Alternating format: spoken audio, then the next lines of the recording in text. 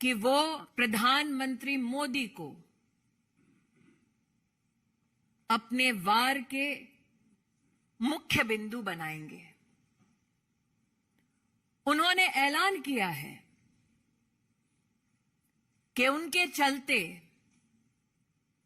वो हिंदुस्तान में अपनी विदेशी ताकत के अंतर्गत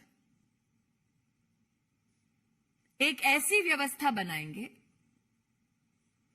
जो हिंदुस्तान के हितों का नहीं बल्कि उनके हितों का संरक्षण करेंगे।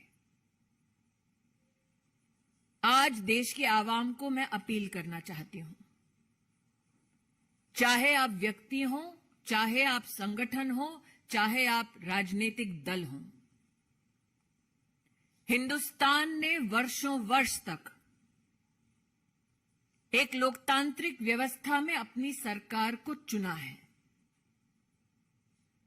जॉर्ज सोरोस का यह ऐलान कि वो हिंदुस्तान में मोदी को झुका देंगे, हिंदुस्तान की लोकतांत्रिक ढांचे से चुनी हुई सरकार को ध्वस्त करेंगे, उसका मुंहतोड़ जवाब हर हिंदुस्तानी को देना चाहिए।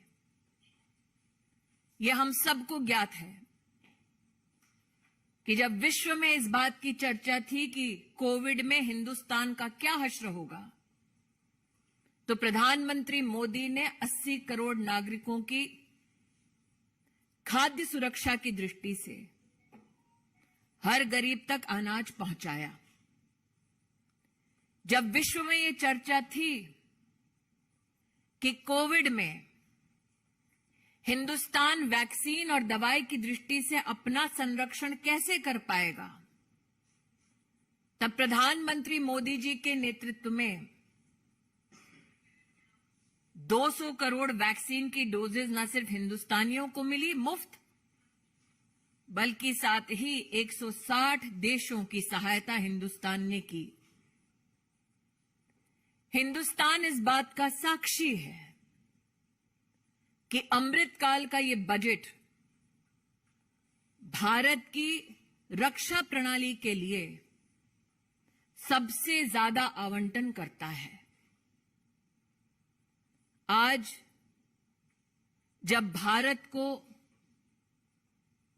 अमेरिका के राष्ट्रपति, फ्रांस के राष्ट्रपति, इंग्लैंड के प्रधानमंत्री आभार व्यक्त करते हैं कि उनके देशों में हिंदुस्तान और हिंदुस्तानियों की वजह से आज आर्थिक संबंध और मजबूत हो रहे हैं, जब भारत विश्व की 5वीं सबसे बड़ी अर्थव्यवस्था बनकर उभर रही है, ऐसे में हिंदुस्तान के लोकतांत्रिक ढांचे में हस्तक्षेप करने का ऐलान करने वाले जॉर्ज सोरोस को एक स्वर में हम जवाब दें कि लोकतांत्रिक परिस्थितियों में लोकतांत्रिक ढांचे से चुनी गई हिंदुस्तान की सरकार और हिंदुस्तान के प्रधान सेवक नरेंद्र मोदी